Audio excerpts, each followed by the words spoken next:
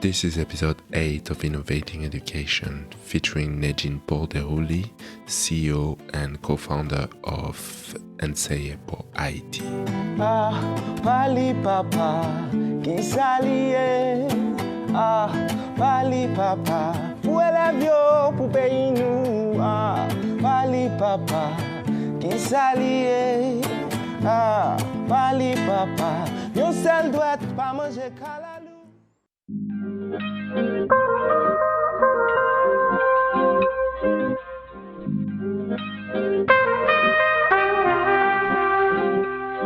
Anseye pour Haiti equips teachers in rural primary schools to transform classrooms and communities, building a Haitian-led movement of civic leaders to spread educational equity. Teachers, students, parents, and school leaders work within the communities to create a network of civic leaders and build an equitable education system based on shared history, values, and vision. Nedgine earned a BA in history from Yale College and an education master in international education policy from the Harvard Graduate School of Education.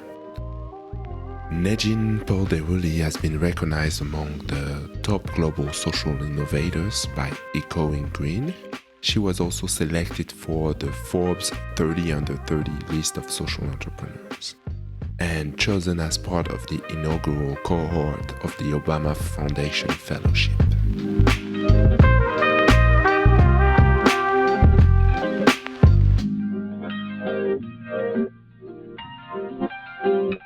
Nedgine Paul Deroly, welcome. Happy to have you here. Very excited for you to share this story, this amazing story, and this incredible initiatives that you are leading. And yes, very much looking forward for this conversation. So thank you. This is your space. You are welcome. This is going to be your country, your home for this evening. A pleasure. I appreciate the invitation, and I'm looking forward to the conversation. Thank you. Nedgine, my first question, I like to start with this question usually, is what is your first memory from school? So it's funny, I was speaking with my sister the other day about my earliest memory of school because it relates to her. So I don't fully remember how I was as a student in kindergarten, but my earliest memory of school is in Haiti, where both my sister and I were enrolled in the same primary school. And I was that kid early on who wanted to go to school. I saw my older brother go, I saw my older sister go. Where was my uniform? Where was my school bag? I needed to go to school.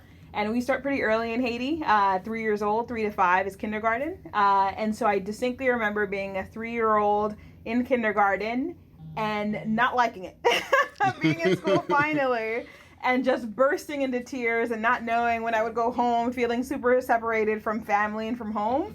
And them calling my sister to console me. And she stayed with me for, I remember, an extended period of time because she consoled and then also fed me my lunch. And so it was an extended period of time where I think she just helped me feel comfortable about the new space and the new environment. But after that, it's all good memories of being in school and loving learning.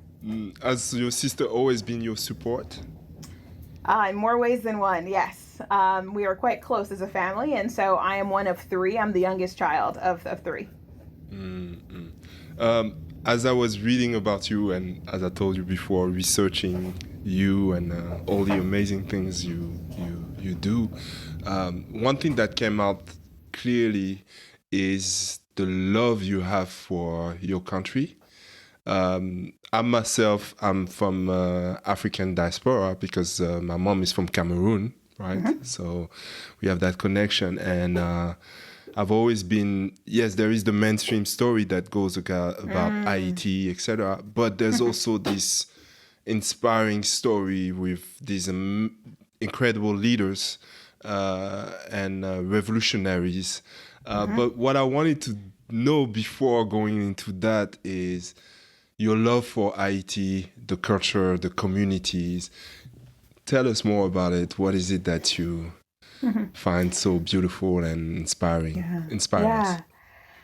Well, I appreciate the opportunity to share this. I think this is one of the things I find incredibly linked to my mission in life, and my purpose is to be able to have any chance and any space to introduce and sometimes reinforce some of the more asset-based and positive narrative pieces of mighty Haiti. I usually share that I'm a proud daughter of Ayiti, because I truly feel like the roots that were planted so deep as part of our revolutionary battle for liberation, and so much of the fight that then decolonized almost an entire hemisphere in terms of its influence, definitely, I think, has a legacy that links to what I have chosen to do today and what purpose I feel I was called to in terms of educational justice.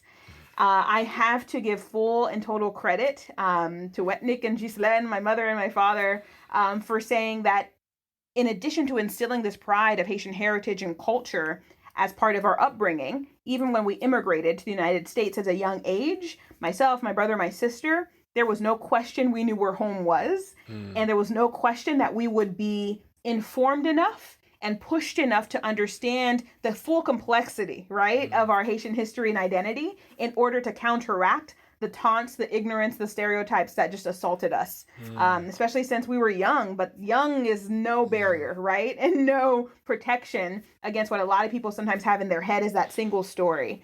And I'm grateful for this question because it also reminds me of the powerful TED Talk by Chimamanda Ngozi Adichie. I'm sure you've seen it. Yes, about that single story and how harmful it is, I think, across the world and across cultures when we have one single story of a people. When we know that the tapestry of stories and the tapestry of the narrative is so much more rich and powerful.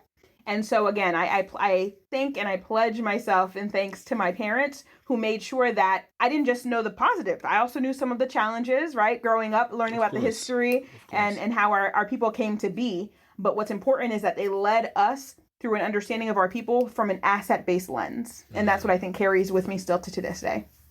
Yeah, this is... this is exactly it. In a way, and what you say is very interesting because most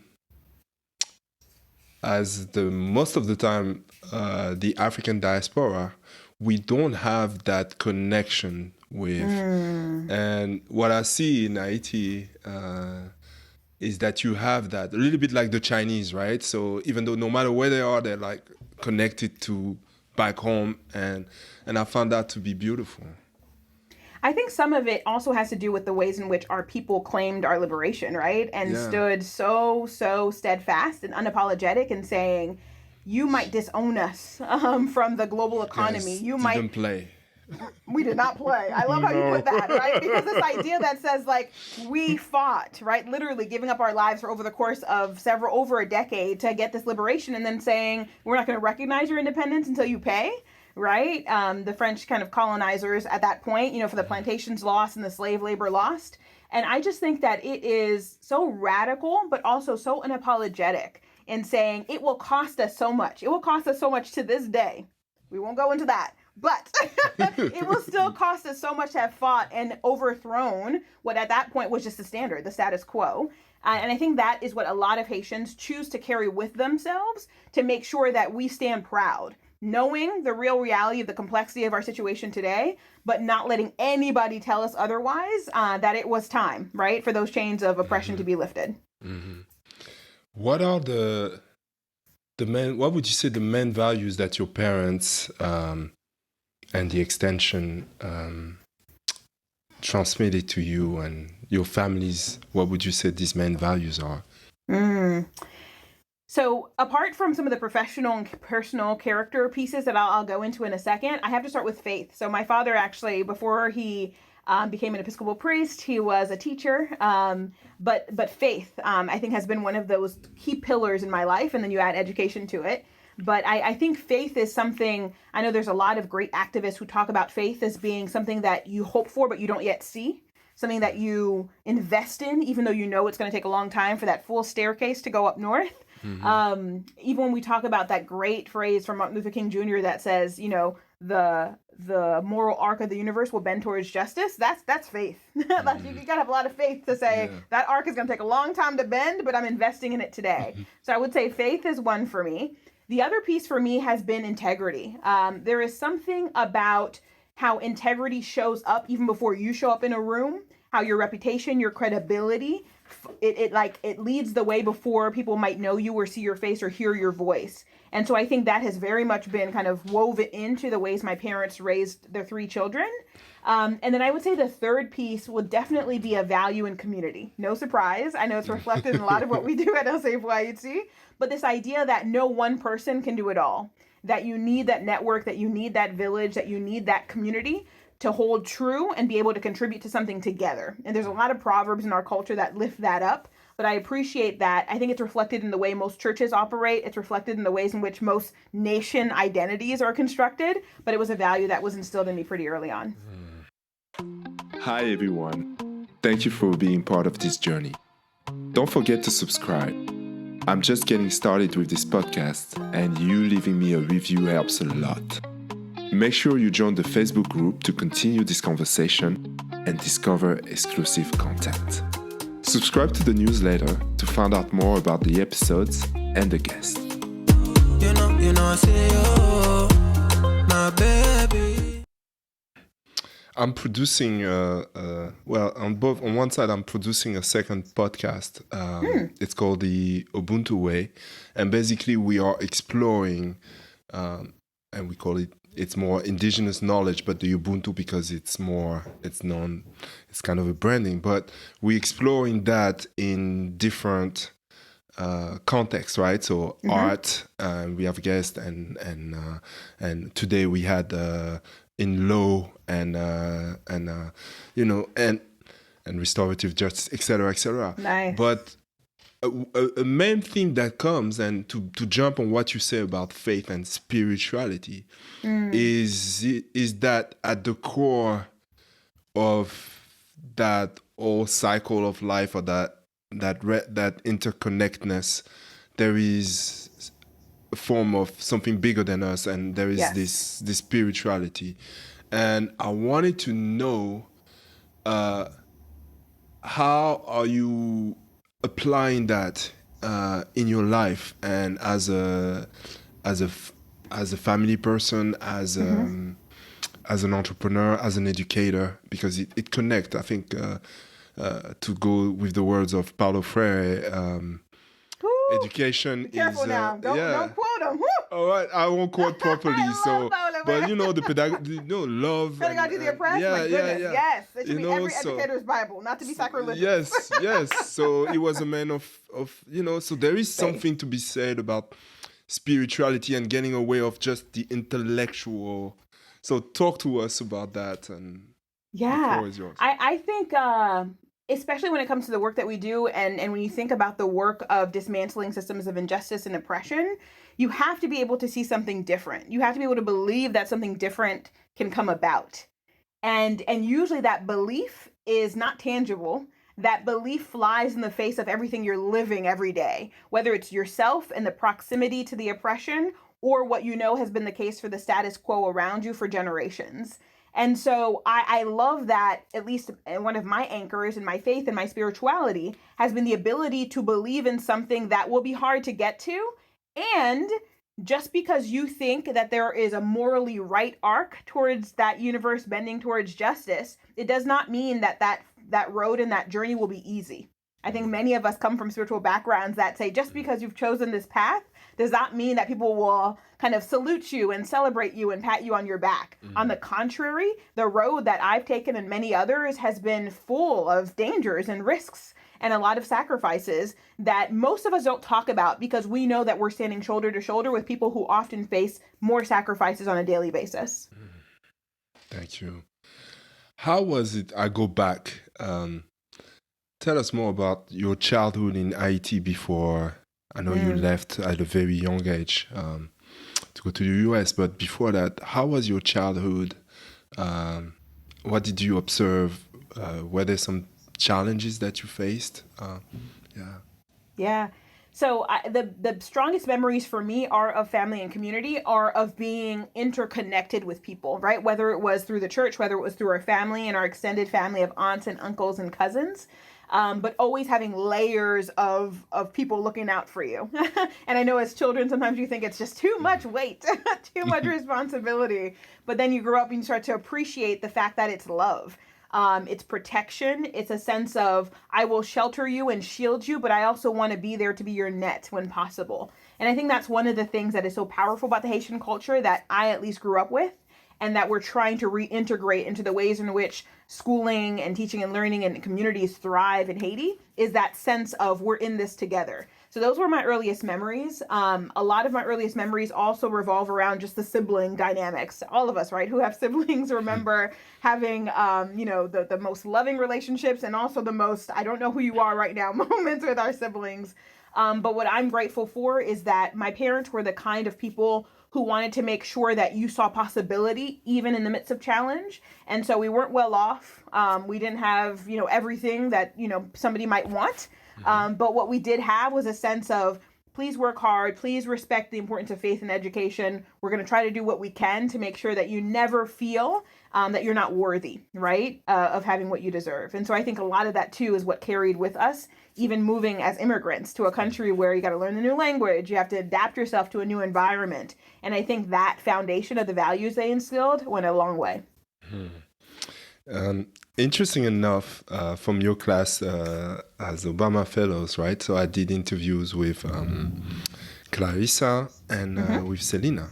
Yes. And I don't know, and it's a recurring theme during this season that has come out, and I don't know if there is a connection or not, but I would say 9 out of 10 of these change makers, women, have experienced being an outcast and moving away from your country and coming back at some point. So I don't know if it's I don't know exactly, but how did that impact you? Yeah, you mentioned before being, the outcast and not fitting in. It's kind of a hero story in a way, right? Clark Kent. I would not use the word hero. Yeah. I'm a big comics books fan. So are you? Yeah. Funny. No, I love stories, right? I love stories. What's so funny is that I think it's the ordinary person, right, who says I may have had this challenge, but like, what does it mean for me to come home? It's funny. I was I remember hearing a story about how Pixar literally lays out their stories and says it's somebody who gets lost or goes on a journey and finds their way back to what they're meant to be. That's like the Joseph 3 steps, Campbell. right? Yeah, Exactly. And so I think of it more in that. I'm not going to choose which animated character I'm going to be, but wait a minute. Who would you be? What's your favorite one? What's your favorite hero? Cartoon, like general? Yeah. My goodness. I think hands down, just The Lion King in general is a masterpiece. Aladdin is not far behind. Yeah. But I think there's like a universality to some of those stories, no matter what setting it takes place. And what I love about some of those early ones is that they've been translated to every language. And so even kids in Haiti grew up knowing those kinds of Disney movies. We won't talk about the problematic ones, but Yeah. but I think some of the journey home is especially strong when you're surrounded by people who say home does not need to be the geographical boundaries of where you stand, right? And so for me, it was always this idea of Haiti, bright, light, radical liberation, like that was the idea of what home was for me. And I'm grateful that eventually as a teenager, we moved into a Haitian diaspora community in Stamford, Connecticut, where that light just was blossoming everywhere. And I think it beautifully transitioned me to returning home physically to Haiti. But at the end of the day, I think we need to, especially in this day and age, remove some of the geographic limitations of what home means. Myself, Clarissa, and Selena physically returned home, but I think in some ways we were already home left. based on the work. Yeah, we never left. Exactly. Yeah, I like the concept. We talk here like a lot about that concept of holding a space. Yes. And you do that through stories, right? And Haiti great storytellers, and that's one thing that I've seen. Your passion for storytelling, and tell us more about your passion for Maurice Sixto. Yes. I my goodness, I could tell. I'm a pro. I appreciate that, Stephen. That is really, really, I'm grateful. And I'm grateful because you saw that and because you're asking me, giving me the privilege to be able to introduce some people who may not know to Moise Sixto, who is a master storyteller and somebody who I think became a cultural ambassador without knowing it for the Haitian culture by saying that I will become a playwright and an actor and take on the different voices of different Haitian profiles, right? Different people in all levels of the socioeconomic ladder, and just put those stories together and just broadcast them on the radio. So there was a period when his stories, the Moise Sixto stories, were broadcast quite often on radio, and then they became plays, and then they became recorded and just shared among Haitian diaspora who longed for home, right? And wanted to maintain that aspect of our culture. But what I find especially powerful about Moise Sixto is that some of his work happened during the time of political oppression. And so you're trying to get a message across. You're trying to infuse a sense of hope and possibility. And this status quo is not okay. And you'd use storytelling as a political activist expression. And so he's talking about everything from poverty to a lack of access to education, to some of the oppression of kind of the police and army at that point. And all of it is embedded within stories that everyone's laughing at. I mean, the humor piece is also important because I think, as we all know, humor sometimes is a vehicle to get across a very important and serious message. Especially great comedies, they always have like a very even sad story at heart. Yes. It's just the way it is presented, yeah. That's right. That's exactly right. And I think the most masterful storytellers like Moise Sixto are able to deliver that in a package that children, teenagers, adults, grandparents, you know, all ages, all generations can appreciate. And that's what I think is able to live on in his art. And so I am grateful that Moise Sixto was one of the voices added to my parents who was informing me and preparing me for that sense of who am I really and how can I contribute to my identity as an adult. So now you're in the US, young girl. How was it adapting, and how did that being there and not that easy change, how did it impact you, and how did you feel at the time? I think when you're a child, you're just going through it and you're just thinking this is normal, right? I think, of course, in hindsight, we have a chance of evaluating, my goodness, that feeling was loneliness. My gosh, that feeling was fear. That feeling was sadness. And that's not to paint that experience all negatively. There was definitely, you know, highlights and points of celebration and joy. One of the things that I am grateful for is that we moved to a Maryland neighborhood that was experimenting with a French immersion program. And so I entered into this strange, random... That's not fair. Come on, I know. Oh, but it's not by coincidence for those who know. Yeah, right? So that transition into an environment where American children are learning French, but I'm able to transition to speaking French and then learning English, right? Like it was just, again, a really beautiful way to transition. But I think that also allowed me to integrate into a small group of people and parents who did want their kids to understand there's things beyond where you live in the country where you were born. And so that was definitely a privilege within a public school system. And then middle school was rough, as usual, for I think a lot of people going through those early teen years, where what's tricky too is the news is representing that same stereotypical image of the political strife your country's going through. So the boat people phenomenon, the refugee situation, all of this is compounding what people think they know about Haiti. And all of that is making it hard for some kids who are of that identity to say, I am Haitian. So this was the time before Wyclef Jean was waving his flag. The Fugees were kind of becoming popular. Right. but it was still... It still wasn't popular, right? This is not wave your flag, be proud. And so again, I credit a ton to my parents for helping us to hold that space at home. But then in public, I think one of the things that I was drawn to was understanding how did it come to be that we live in a world where people feel so territorial about where they come from and then just completely disregard the power that comes from other countries. And that's what I think I started to fall in love with history. So I immediately gravitated towards like the history, social studies teachers. Some of my favorites and my most influential teachers were definitely those who taught that subject. And then fast forward, of course, I majored in that as an undergraduate. But I think at the end of the day, history is one of those overlooked subjects, especially when we realize, as the African proverb says, the tale of the hunt is told by the lion or the hunter, right? It's told by the hunter. And so the history books are not the right, often, representation of the full story. It's still perpetuating that single story unless you have awesome educators who push you to think beyond the textbook and understand that it's more complex. Yeah. At what point did you realize, I mean, you kind of answered that question already. At what point did you realize, I want to be in education, I want to be an educator? Was it a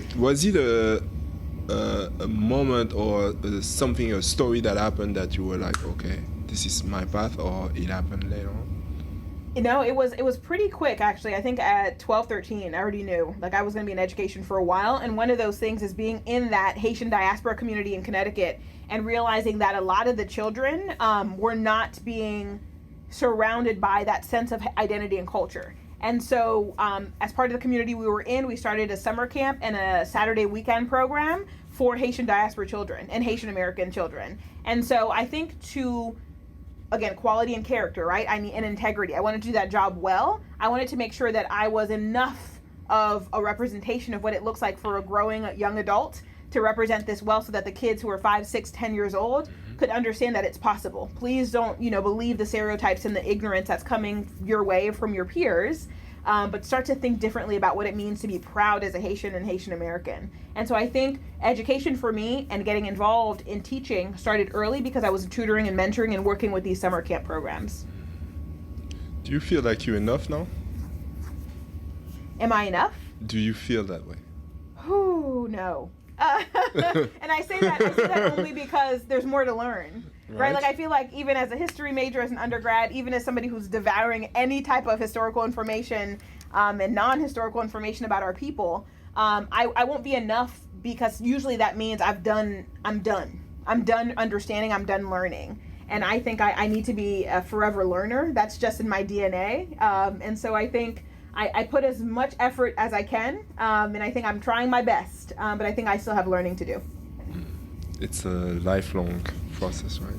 That's right. But at least you're appreciating all your accomplishment, and because I know sometimes it's hard for people, especially high achievers, and I'll put you in that category, to be appreciative of what they are doing. So. I think appreciation is one, but I think appreciation also comes with recognition that I didn't get myself here. And I know this I feel like I'm speaking in cycles here, but it's the Ubuntu, it's the community. The Ubuntu, yes, exactly. So I can't appreciate without having every opportunity to recognize mother and father, Madame Salomo, who was my 4th grade teacher, Lillian Guerra, my history. Come on. Lillian Guerra, who was my incredible human history professor at undergrad. Like, I just think that there's a lot of reasons that allow me to appreciate and recognize. Those two words for me go together.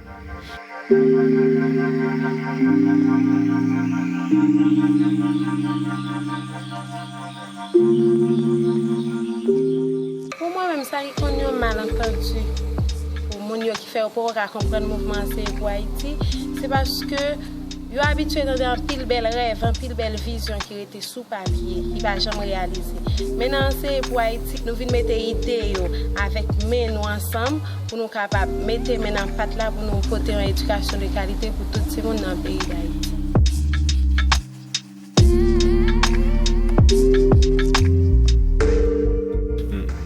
Before you said something about we don't talk about the challenges and the sacrifices that goes with choosing that path.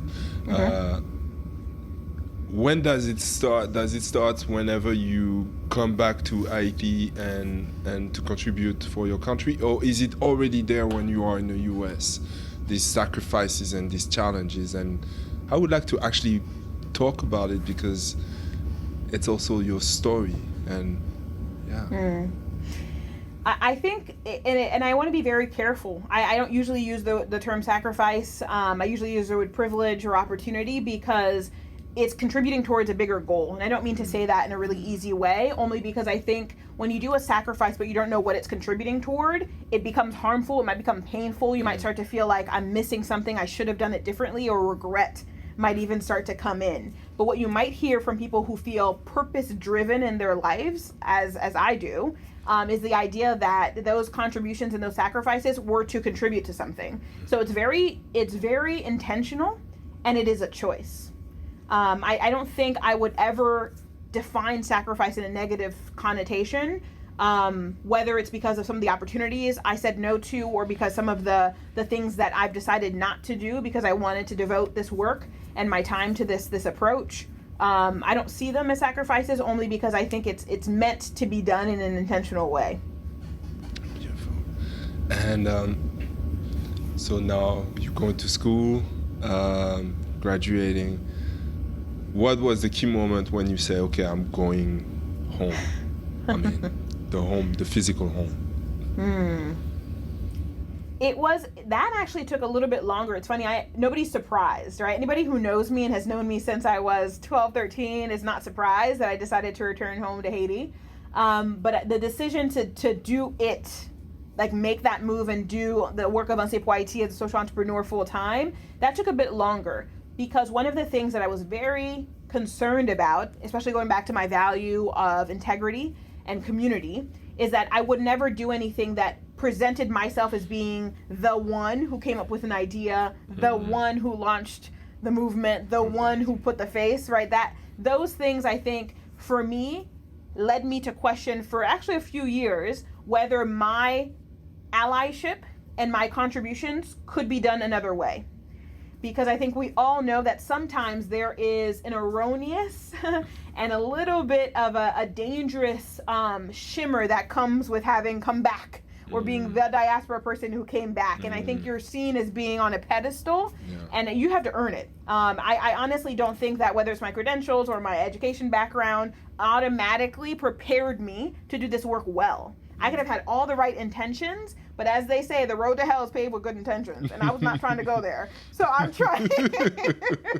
So I was trying, I think, to really be careful about what role can I play and should I play in a way that doesn't get in the way of the freedom fighters and the advocates who've been doing this work for generations, even before I knew that education was a huge tactic in the oppression of our people.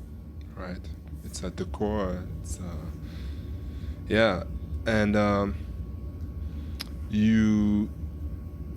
it's stories. It's using listening as a tool also of holding space. Yes. And talk to us more about like listening, and you talk about stories, but listening, and it connects with compassion, empathy, and humility in a way. And I believe anyone that is listening to you right now, like, it's the amount of humility that you that you have. But Thank you. I think it's funny. I love that you linked storytelling and listening, because I don't think storytelling is powerful unless there's active listening taking place. Storytelling, especially in the cause of activism and justice, doesn't become powerful unless you have a group of people who are intently trying to figure out why the storyteller is presenting his or her story in the way that they do. So thank you for linking those two things together. I think sometimes they're seen as two different things. But for me, listening took on a whole new level of importance when I decided, I'm loving that you asked that question right after you said, when did I decide to go home? Is as I was making the determination of how to be a right ally, I decided to embark on listening tours. Like, I call it listening tours today because that sounds fancy, but that's not what it was. It's like inspiration. It's really an inspiring. I appreciate that. No, but I think for me it was, how do I honor ancestors, honor elders, and listen to their stories enough to know how best to ally with those doing the work every day.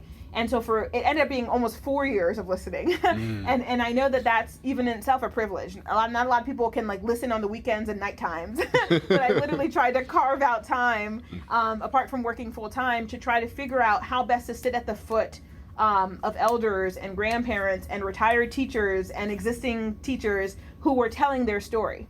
And out of the thread of their stories over 3 to 4 years became the foundation of what the Anseye pour Haiti movement would become, because they were the ones in their wisdom who were telling us how we've been stripped of our identity through the school system. I love that. Yeah. It's really a design, how could we call that? Like a design. Make up a term, come on. Yeah, like human listening design or something like that. Like you apply design thinking to the listening. Well, we brand it later on. It's okay. I was gonna say we could just call it listening. Sometimes we get so caught up with the terms, right? Yes. Even like educators are like so so, I think, notorious for trying to like package things, and I don't know about the other domains, but I can just speak from the education sector. Like, let's just call it listening. Exactly. Value listening. Oh, value listening. Yeah. What is the biggest surprise? What is the thing that has surprised you, or maybe you have a story during that journey of listening? The number one thing that comes to mind, there's a lot of learnings, but the number one thing that comes to mind is don't show up with a checklist of questions. Like that, it was so funny because when we first began, and I'm just like, my God, I take notes and I got to make sure I'm capturing all these things. Wait, Nedgine. You asked me for the questions for these interviews. What? No, I said, were there questions? What? That's so funny. No, I think for me, it was interesting because when we were doing this, we wanted to be intentional, but also realize that if we were devoting 2 to 3 to 4 years of doing this, let's not look back and say, oh, we wish we had, recorded that great conversation with the grandmother, or listen to this retired teacher tell the stories of their great students. But it took away from active listening, right? We weren't entering into the human-to-human relationship if we were taking notes and trying to make sure we answered 16 of the 17 questions. And so the number one takeaway and the number one beautiful piece of my experience, I can speak for me, was realizing that come with one good question and let it flow from there. And usually that question for us was, when are we at our best as a people? Like removing all constraints, all barriers, all the things that people are telling us we cannot do, and all the myths. When are we at our best as a people? And it opened up. It opened up everything, because you didn't have people automatically self-judge themselves as thinking they can't answer questions about education, or what story is she looking me to tell her, or how can I please her as the person who's asking me the question. You entered into a relationship and you started to figure out how faith, education, the economy, agriculture, business, politics, everything blends, but tells you some of the core truths of what we need to know about educational justice. And I love that because at the same time, you're building, in terms of self-reflection, you're also building a view from a positive perspective, from a positive light, right? Yes, that's a really good point. Absolutely. Yeah. I think I didn't think about it that way, so you're helping me understand that was one of the things we were doing, but I think it came so naturally is that we're not going to say, what do you need, right? Or like, what do you feel like you don't have in this community? All of it, I think, was organic because that's some of the values we wanted to bring to our work was an asset-based frame and saying, how are we best? How are we mighty? How are we powerful? And what were the most inspiring, do you have on top of your head like that some of the inspiring answers that you got?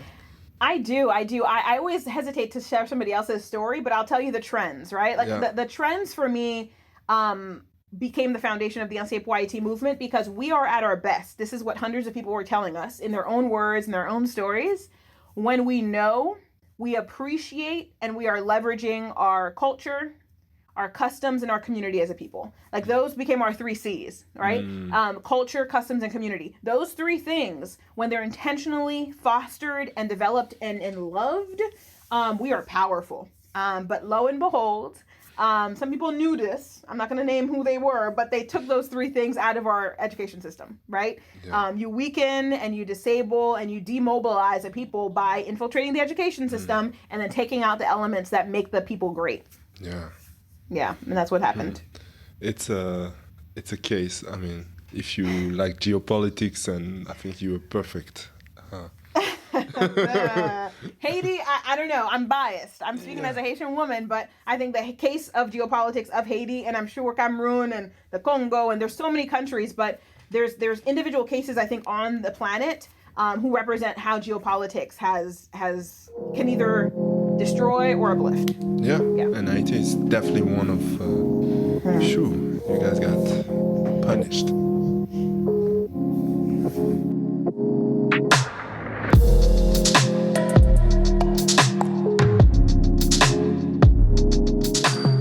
Anseye pour Haiti, il y a une formation que le bail pendant l'immersion d'été. Là-dedans, il apprend comment pour adapter à toute situation et là-dedans, tout lui montre comment pour intégrer dans la communauté. C'est ça cause que moi-même, ça n'a pas dérangé, moi pas dit aucun problème pour moi adapter dans la communauté côté m'été. Depuis Anseye pour Haïti fin mettre inch côté que me pas habitué du tout. Donc moi et Anseye pour Haïti pas jamais la game. Donc et famille là toujours avec et actuellement me senti me vérité.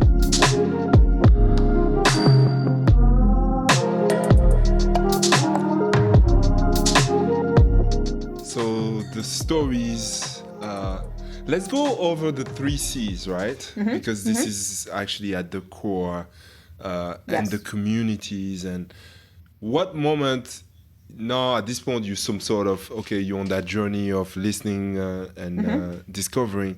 And at what point do you say, okay, I'm jumping and I'm going into creating my movement? I like the way that you use the word movement. Yes, It is a thank movement. you. It's rooted in people, right? It's revolution. Yes, that's right. By being surrounded by other revolutionaries. that's who you make the decision. And sometimes you don't realize who the revolutionary is, but sometimes it's your 4th grade teacher who's speaking in your ear 10 years later. Or it's your father and your mother, or it's your siblings, right? Or it's the textbook that's in your hand. But also that community of revolutionaries and just radical reformists, for me, was an incredible community of Echoing Green. Echoing Green is this great fellowship that's existed for 20 plus years, who brings together people globally to say Wonderful work. Yeah, I'm just so grateful to have been part of that community and still am as an alumnus. But they bring together people who say, we're not listening to the no-sayers. We want to literally chart a different path for communities that we love and that we're in. And so being surrounded by people who understood that it's not going to be perfect. There's no one straight path to social entrepreneurship, but commit to it. Commit to it and do it with all of the integrity and all of the reasons why you chose to do it in the first place. But I can say literally, of all the people and groups I've met since my start as a social entrepreneur, I think Echoing Green is the most outspoken at saying they want to lead with equity and justice. And if you feel you're not doing that work, tap out. Like you might have started with all the right intentions, back to that word, in 2010. But 5 years later, if you feel like you cannot do the work of equity and justice, don't keep doing that work anymore. And I think that was one of the first communities I realized that was saying it that way. Because my first understanding of launching a movement or being part of a new organization was in doing it all the way through, like for your life. That was your commitment. But this idea of being surrounded by people who said, do good work as much as you can, but sometimes you have to also pass the baton, was really inspiring for me. And so I think I started to realize, let me try. With God in my back and with a lot of faith and with a lot of prayer and support, just trying to do my best. Were you afraid at the beginning? Yes, sir. Yeah. I like how fast this answer. What was your main fear? I didn't even finish the question. Yes, sir. Yes. Oh my goodness. One would be losing who I am, because I remember saying, I will do this, as risky and as difficult as I'm sure it's going to be, but I want to be my own type of CEO. I don't want to try to be the CEO that is portrayed by, the business magazines and all the business, networks. Yeah. And you got portrayed by business magazine in the end. But being yourself. Nedgine, you are so full of contradiction. Nedgine, or the human experience. The comedy of life. You're right. It's so interesting. It's so interesting how that works. But again, I'm a woman of faith that understands that maybe that had to happen for somebody who was also reluctant to be a CEO to take that risk and take that plunge. That's how I see it. That's how I see some of the privileges that I've been afforded. But no, I think one of the 2 fears. So one for me was losing myself and losing my sense of self, moving away from some of the integrity, the faith, the pillars of my life, and negotiating them because, to be an entrepreneur, you got to make some really hard calls sometimes. And I never wanted to compromise my values. So that was one fear. And then the other fear was a sense of being judged for the things that were beyond my control. I did not choose to immigrate. I did not choose to finish my education outside of Haiti. But to still to this day sometimes be judged for things that are not within the control of what I chose for my upbringing was also something that I didn't want to take the space and take the attention away from the work that needs to get done and is being done by people beyond me every day. Yeah. And not on a more serious note, it's like, I think in a lot of times, the people who do not want to do something end up excelling at what they do. I don't know if you ever noticed that. Like, for example, if you ask a question in a classroom or whatever, usually it's not the first person that are going to raise their hand that necessarily have the best answers, but sometimes it's the one that are silent or think they don't know it, but somehow they have something, or the humility and stuff. And I think it's equal for leadership. Like the people that want the fame, etc., may do great, but I think the people, and it's even in sports, you see that, like extreme sports. I was talking to someone and he became like this extreme sport champion, and he hated running. And because he hated running, he ended up running like these 100 miles a day, or this. But because in his mind, now, okay, I hate it. Now it's the way, because I have this fear, but I have to overcome that fear. Yes, I understand. And the humility that I have to accomplish so much work. So yeah, it's just for sure. That resonates with me for sure. Yeah. That resonates with me a lot. Because still to this day, I joke. Public speaking as well. The greatest public speaker are the people that are shy. Are you trying to come back to me on this one? No, because this I is don't. Me. You're talking about my story here. Go ahead. Sorry. Go ahead. No, don't apologize. I'm laughing because you're telling my story in all the accurate ways, including being an introvert and not being familiar with introverted leaders when I was young, and so thinking, what would it look like for me to have to show up and not put on a mask, right? If we're going back to some of the Geopolitics and this idea of like the double mask that some of us have to put on, that was part of the fear. Losing myself because I wouldn't know when to take off the mask and how to, if it got stuck for too long. And trying to carve out a role and be myself fully in home, right? And so all of that, I think, comes with quite a bit of self-reflection. And if you're not sound of mind, right? If you have other things that are taking up your mind space and are not keeping you balanced, it's hard for you to start to understand when you're losing yourself, especially in social entrepreneurship. And so I think the other thing too, when you said it related to like public speaking, it's draining for me. I think people are surprised when I say that because they've seen the videos or whatever. But it's draining for me only because I want to be as truthful as I can in any space that I inhabit. But sometimes public speaking doesn't allow you the full range, right, of speaking your truth, because you're not connecting with people. You're standing in front of a group rather than having an intimate one-on-one conversation with somebody. And that's what I love, whether it's working with students or children or grandparents or elders, is how do I enter into real relationship with people? And so at the end of the day, I'm going to say it again, I love that we're starting to have more profiles of people who did it differently. Because I think for too long, there was one profile of what that visible, charismatic, external, extroverted person had to be. And I think we're starting to see that there's other ways to do this. Totally. And that's the beauty. And the beauty is in the cracks.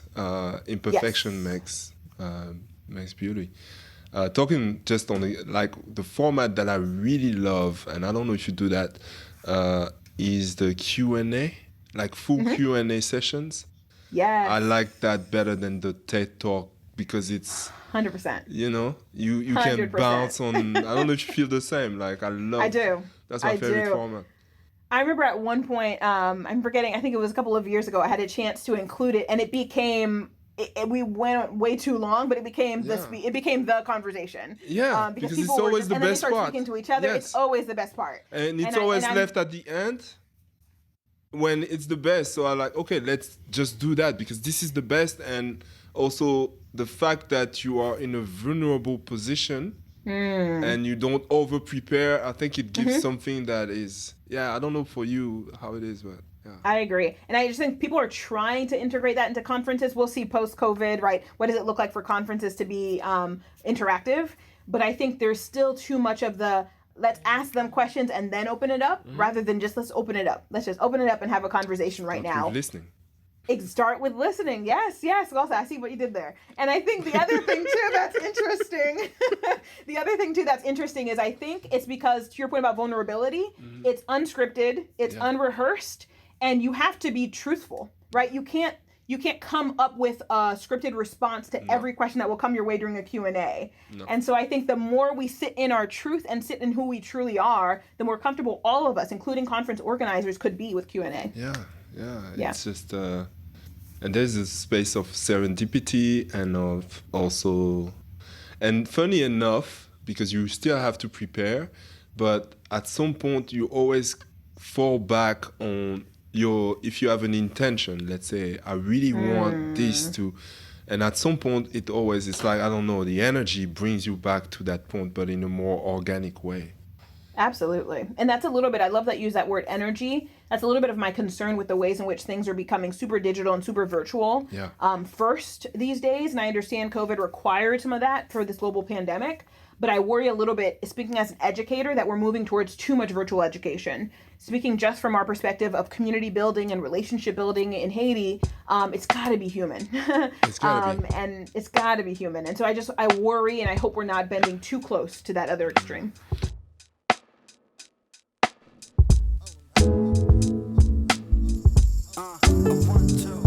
Leadership transformationnel. Qui c'est une éducation de qualité pour tout le monde en Haïti. Mieux desservi apprenant que ma pensée.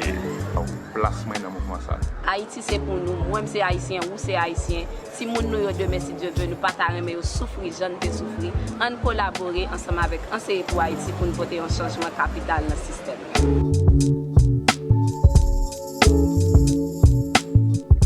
I'm doing a series in the US right now where I present for the next season, where I present innovative school and school that are doing it differently. And there are a few schools, and not just in the US, around the world, but these are based there, that in nature. And one thing that, and I've been saying that a lot lately, is the whole analysis of COVID and education has been a lot into the digitalization, etc. But these schools that are approaching the space and nature differently were able to actually strive during COVID because kids were outside. They could they're doing math different way, using the nature, using the here and now. And I think this is also an interesting conversation to have, and I totally agree with you with too much digitalization, because in the end it's a tool, but I think there should be a balance also to how can we change that that ecosystem or the ecology of learning somehow. And 100%. 100%. And I don't know if that future season will be U.S. focused, but let me know, because we have a couple of incredible school directors locally in Haiti who are thinking differently of what it looks like to do school differently. Yeah. And I think not focused on the U.S., so definitely let's talk after. Yeah.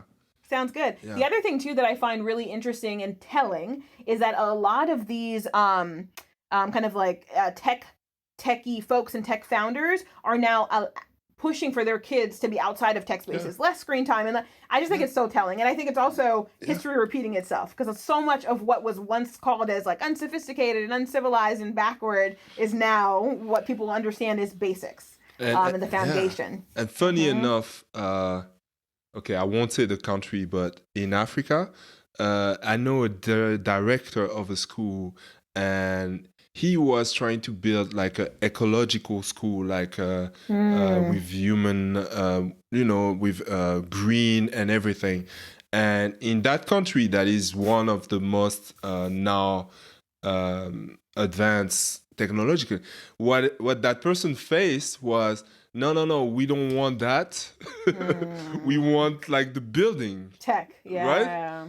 And it tells a lot about the level of self because we got everything, we have all these traditions and rooted and know how to exist in that environment and be part of that, and still we will think a different way. And I think some of this is also the normalization of who gets to define what is the right way or the sophisticated, civilized way to go about things.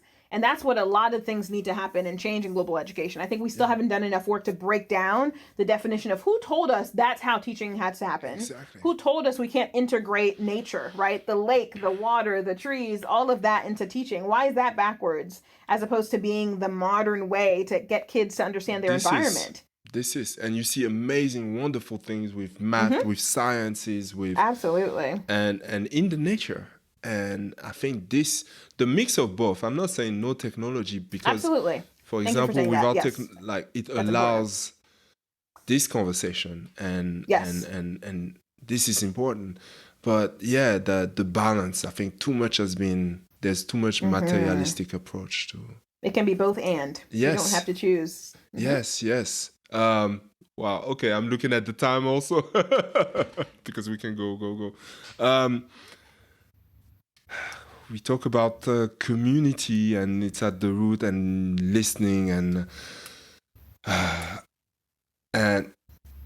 what makes you wake up every morning? Like, what drives you to wake up in the morning? And I'll say two things. So one, the fight for liberation, like this idea that liberation is not just a theoretical thing, but that it's being sparked every single day. And I see it. I think that's what's so, I think invigorating and extremely powerful about the work that we do is people have always told me, 20, 25 years, we'll be excited to see what you do. It's like, no. Within a couple of hours, you'll understand exactly what it looks like for that child to understand that liberation is possible and he deserves to speak his native tongue of Creole no matter where he goes, right? So that's one piece that keeps me going, is that liberation is not theory, like it's happening and it's possible. And then the other thing that gets me up and it keeps me going is knowing that we have each other's back. I think I don't know of any social entrepreneurs who still love what they do today after an extended period of time, thinking they're solo or they're the ones who came up with all the solutions and all the answers. I have too many people I could name. I can't give too many shout outs, but I could give a whole list of people who have my back in so many different ways. No, I mean, it's everyone from our team, our staff, to the hundreds of teacher leaders and alumni ambassadors of the Anseye pour Haiti movement who are representing APA in spaces every single day. And I don't need to show up. And that's what we always wanted. I've never wanted APA to be Nedgine's APA, ever. And I'm just grateful that we've come to that point. Am I correct? Or I don't know, maybe I looked wrong, but I think you're not even are you on the website of APA? You have to look. I looked. I was, where is she? I'm on the staff list. I'm on the staff list, but it's alphabetical you're just order. on the staff list. You're not even as the founder. That's what I meant. Yeah. Intentional. Wow, that's beautiful. It's a little bit like the Montessori that is leaving it to, to anyone to pick up. And that's what you said at the beginning. Yep. Love that. Absolutely. Thank Humility. you. What about courage? How does that resonate to you? What? Yeah, I just dropped the word and you make whatever you want out of it. One of the things in the last few months that's been important to us, so we're going through some political unrest, and the courage to know that every emotion is valid, I think is something that's becoming more and more of an important piece of the movement and our coalition, is this idea that you can be angry at injustice. It does not mean that you're not hopeful. You can be sad. It does not mean that the joy that will come the next day is less strong. And so I think that the valid aspect of every emotion is something I think that takes a certain amount of courage to recognize and encourage among other people. I think the other thing about courage that most people I think would immediately recognize is it takes courage to stand up to the face of oppression. I think there's oppression that shows up directly, indirectly. There's the microaggressions that I'm sure you've faced in many different ways in your work. Yeah. And I think there is something about saying that's not normal. And I'm not going to subscribe to thinking that that's okay or normal. But I will choose whatever path I take, because some people are going to be forcefully outspoken about shutting down oppression. Others will take other paths. And I think we have to be accepting of all the different ways and the beautiful tapestry of ways that people choose to stand up against oppression. And I think the last thing that comes to mind when I think of courage are the ways in which courage doesn't come just from one person. Like I don't think I have courage because I believe in what I believe. I think I have courage because of all the little drops that came together and all the different, inputs that people have contributed to allow me to say, this is possible. A little bit before, you talk about how your fear of losing who you were. And the question that I got for you is, who are you? What would be your I ams? If I would ask you, like, give me your I ams. I am a proud daughter of Haiti. I am daughter to Ghislaine and Wetnick. I am a sister to Nicolaine and Ricardo. I'm wife to Mac and Son. I am an ally to all those who believe educational justice is the way we will be free, truly free. I am a teacher's teacher. I will advocate for teachers whenever and wherever possible.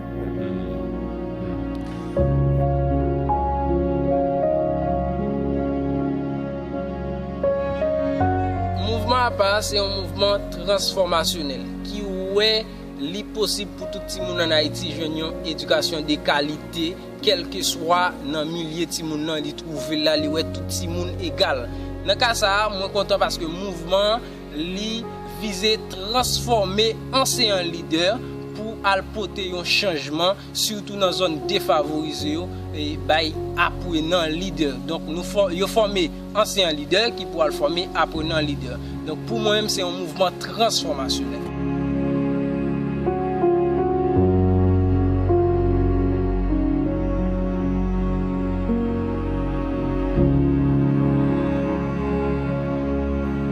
Teachers. Isn't it the greatest, or I mean that's something that I'm very inspired about, just working with teachers into change, transformation, love. How has that impacted you, and what have you learned out of this listening and these actions, and from that experience, or even if it's not you, your team, your staff? What would you be? What would you say is the most impactful learning? The one that comes to mind is that the incredible teachers are incredible civic leaders. We've tried to get rid of this idea that teacher leaders are teacher leaders because of the space they inhabit or the space they take up, from 8 to 1 or whatever your teaching hours are. We want excellent teachers to be seen as the civic leaders our nation needs and deserves. And I think that's been the thing that's floated to the top of working with great teachers. Their love, thank you for saying that, their leadership, their commitment, and their passion for what they do is in teaching somebody, even as part of a story, is in teaching somebody as you're crossing the street and you're seeing some kids doing something that you got to tell them about. And it's also the kind of formal instructional work. And so I just love that educators and teachers who love their craft understand that they go beyond the four walls of a classroom. Yeah. I asked you that question by email, which I didn't get an answer, by the way. No, it was late. I'm joking. I'm joking. A lot of time I want to know, like, is there a question that you wish people would ask you more often and that you're not being asked? And or are there questions, or maybe if they are not, is there something that you would like to say, to hold your space right now? Thank you for that. Wow, that's a great question. I've never been asked that before, because it's funny, you hinted at this before. When I want to say something, I will find a way to let it be, so I don't care if I don't get the question. Yeah. I'm going to share the truth as it is. But one of the things that I don't think I personally have had the opportunity to talk about enough are the ways in which there is an industrial complex around philanthropy, around aid, and around international development that is killing our people every day. And I think it's a really uncomfortable conversation for some. And I think it is, but if we don't get to the root of that conversation and we're not attacking it head on, we might fall into the trap of having the same conversations 10 years, 15, 20 years from now. And I refuse to be somebody who's been in this space, who's having the same conversations 5, 10 years from now. Like that for me would be failure on my part to provoke and to contribute to good change and dismantling systems. I mean, yeah, it's it doesn't make, and I mean, it does make sense, but it doesn't make sense because, yeah, you take Port-au-Prince, and I think you have the most NGO in the world. In Western Hemisphere. I yeah, don't in know the if West, we have in the world, Western, but in such a small space, you per have capita. Yes. yeah, yes, per for the capita, size. right? And yeah, and the collateral damage it's literally killing Absolutely. people, as you said. It is. And I think part of what I realized as part of the listening of 3 to 4 years is that it has also had a detrimental effect on those who are just legally structured as organizations. And so there's just so much cynicism and doubt. I often respond to the question I get when people ask what's the hardest thing about the work you do, and I say cynicism.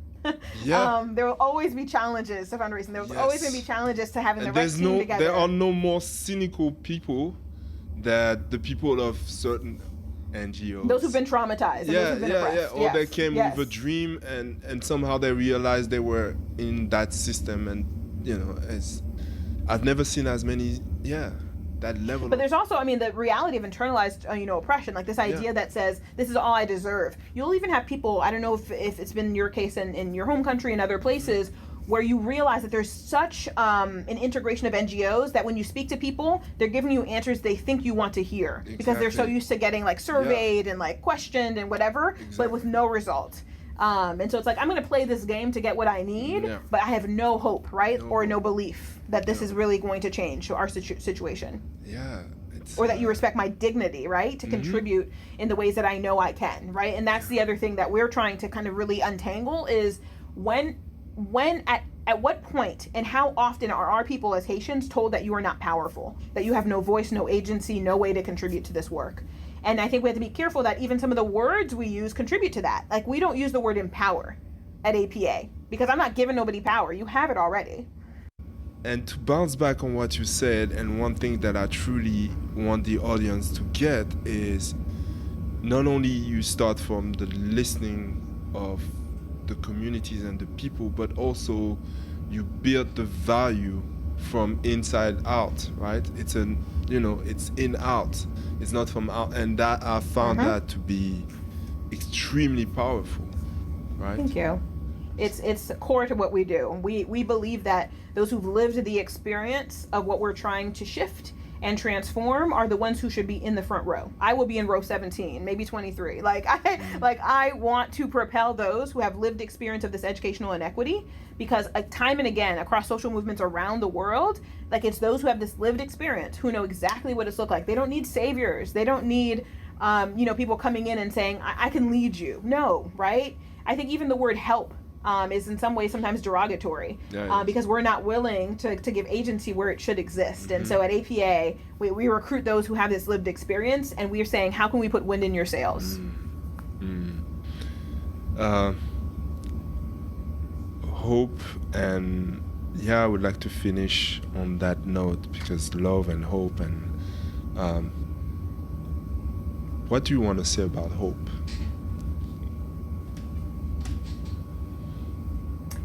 I want to say that it is not a limited resource.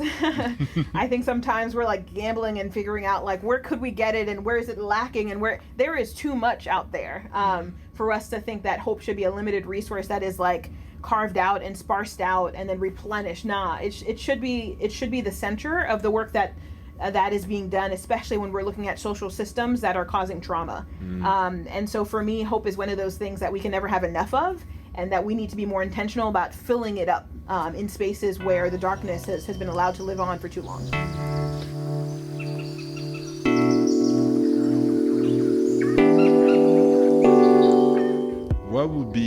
What would you say to the young Nedgine that just got to the US and that is experiencing difficulties? What would the you of today say to the you of yesterday? It all means something. It all means something, and all of that meaning will help you start to create the identity that will make you whole. Well, Nedgine, thank you very much for opening up in the way you have and sharing so much. And I'm really grateful of you coming here and sharing your stories, or part of them, opening with your communities and your family, and this is thank you very much. I'm very touched by it, and I'm looking forward to find out more. Any last word you would like to give? Just thank you. It's been a pleasure. Any opportunity to share the story of the Anseye pour Haiti movement is an opportunity and a privilege. And so on behalf of the entire Anseye pour Haiti team and community, thank you. Thank you.